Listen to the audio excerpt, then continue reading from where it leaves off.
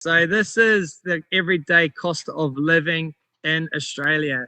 Just to give you an example, so 1975, because people often come to me, oh yeah, but we earn a lot more now. And yes, we do earn a lot more now, but that's irrelevant if you can't purchase anything with it.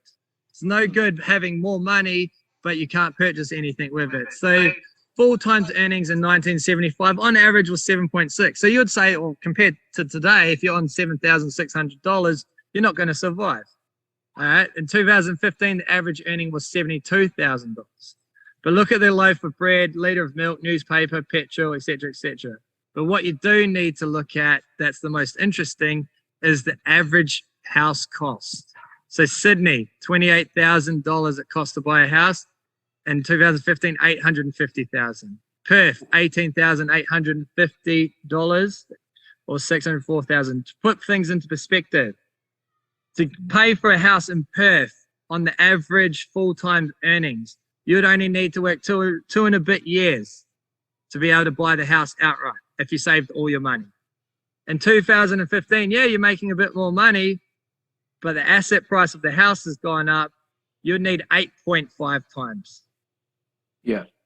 8.5 times. Let me put that again. 2.5 times, let's just say 2.5 times to buy a house in Perth on that wage. 8.5 times in 2015. They've actually gone up now. This is just an article. It's a bit out of date, but you get the point. It's actually more now. So you can see what has happened with your purchasing power just there alone. Yep. And this is perspective.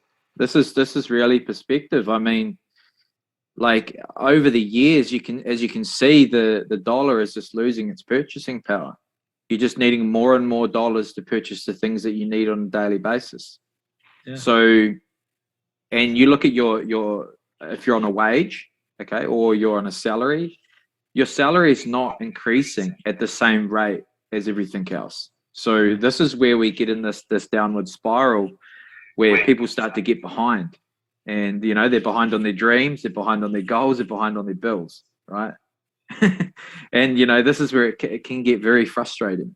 People, you know, we've been trained and it's been ingrained in us over the years to just get ahead, right? Well, this just getting ahead is not happening.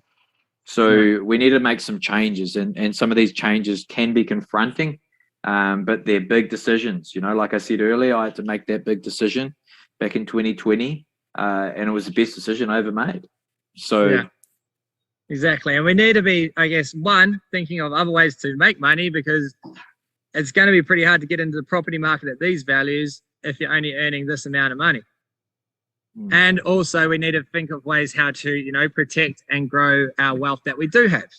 Because like a lot of people say, it's not how much money you make, it's how much money you can keep.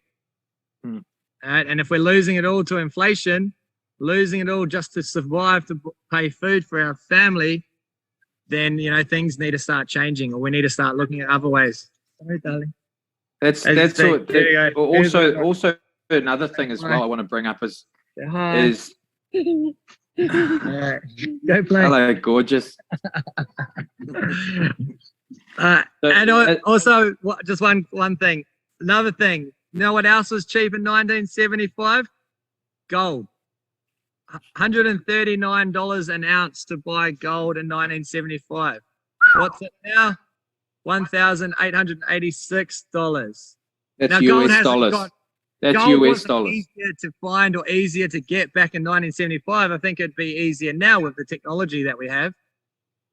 So what's happened? Why is the price of gold skyrocketed? That's what we need to be thinking about. And the reason being is the purchasing power of the dollar has gone down.